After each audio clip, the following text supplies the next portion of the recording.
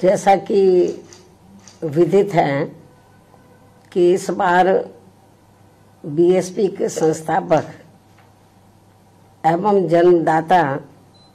मान्यवर श्री कांशीराम जी की जयंती को होली व अन्य त्योहारों के कुछ ही घंटे बीत जाने के बाद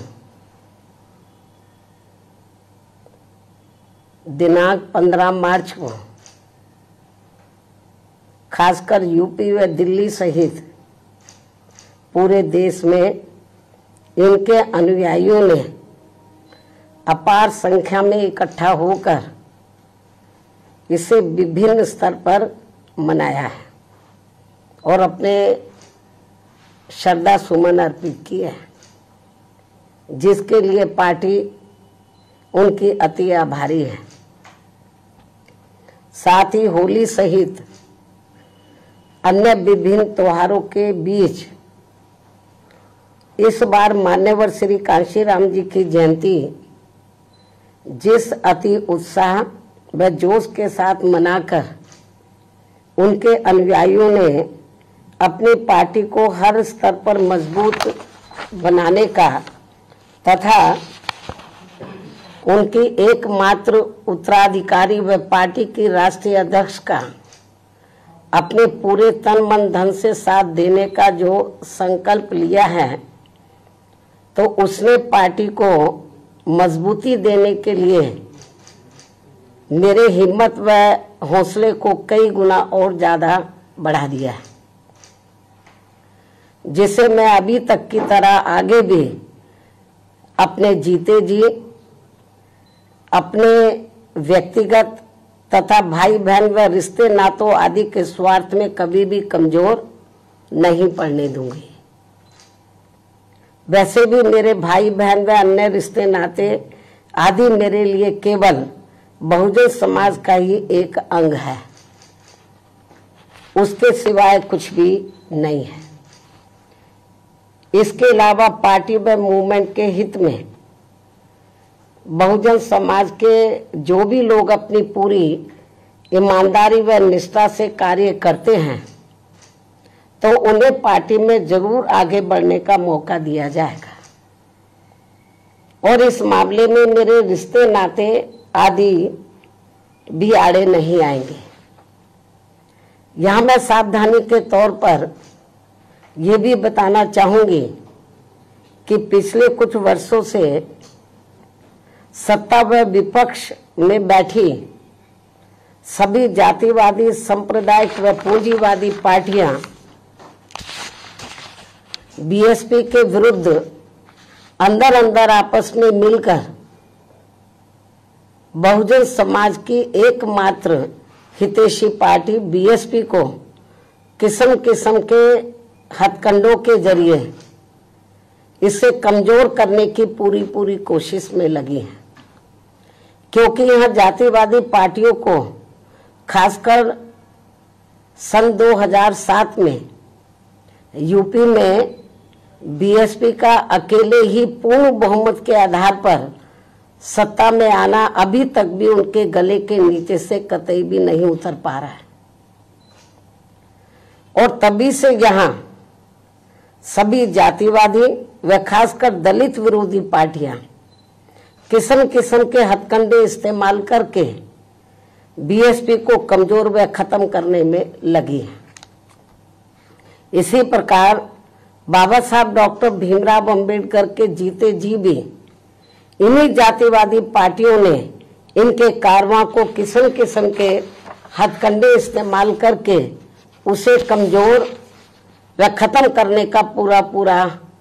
प्रयास किया था, जिसे बाबा साहब ने व बाद में मान्यवर श्री कांशीराम जी ने भी इनके मंसूबों को पूरा नहीं होने दिया है।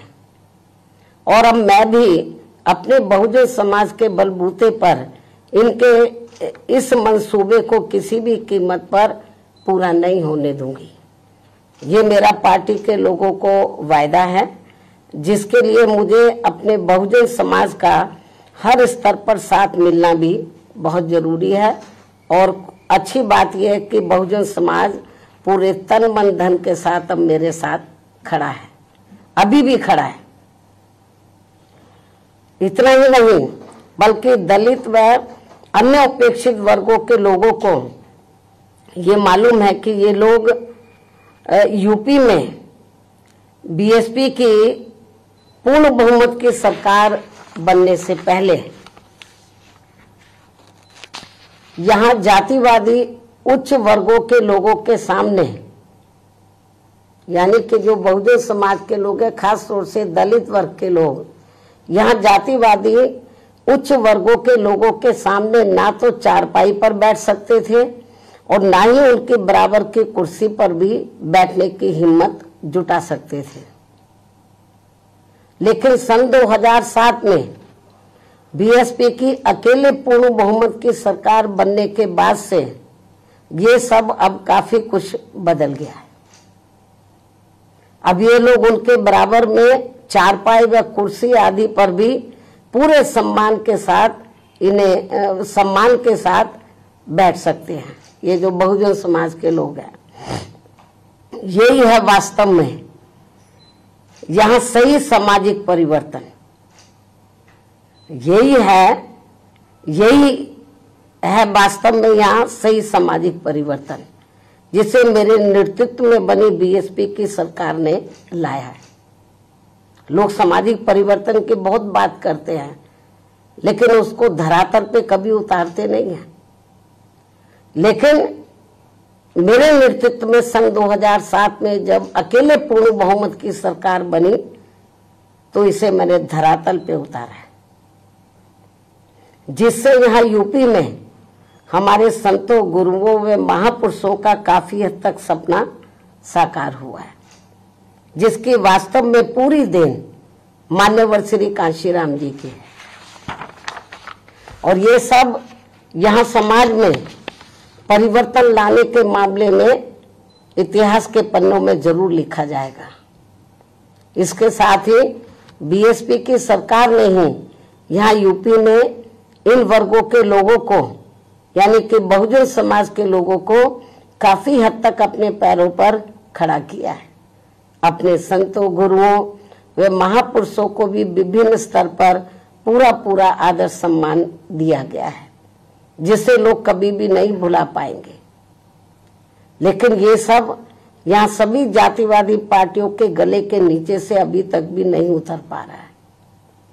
इसलिए अब वे इन वर्गों में से स्वार्थी किस्म के लोगों को आगे करके उनके जरिए विभिन्न नाम पर अनेकों छोटे छोटे संगठन व पार्टियां आदि बनवा के बीएसपी की इस ताकत को बांटकर इसे कमजोर करने में लगे, जिनसे बहुजन समाज के लोग जरूर सचेत रहे। यही समय की मांग है और यही पार्टी व मूवमेंट के हित में इनका सही कदम भी होगा, यदि हमारे लोग सचेत रहते हैं। इसके अलावा यहाँ मैं ये भी कहना चाहूंगी कि देश के प्रधानमंत्री बीच बीच में अपनी खुद की गरीबी का तो जरूर उल्लेख करते रहते हैं, लेकिन इन्होंने दलित व अन्य उपेक्षित वर्गों के लोगों की तरह यहाँ कभी भी कोई जातीय भेदभाव नहीं झेला है, जो ये सब हमारे संतों, गुरुओं व महापुरुषों ने समय समय पर झेला है, जिसे अभी भी इनके अनुयायी काफी हद तक झेल रहे हैं। इसलिए पार्टी के मिशनरी व परिपक्व लोगों से आज मेरी ये भी पुरजोर अपील है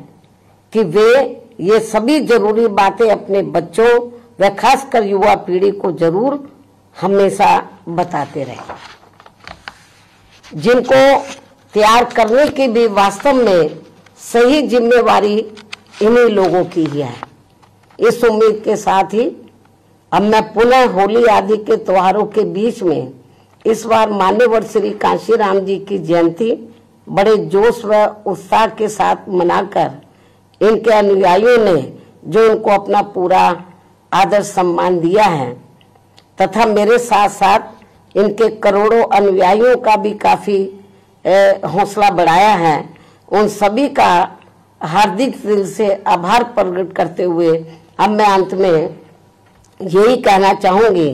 कि इस समय संसद सत्र चल रहा है, यह आप लोगों को मालूम है,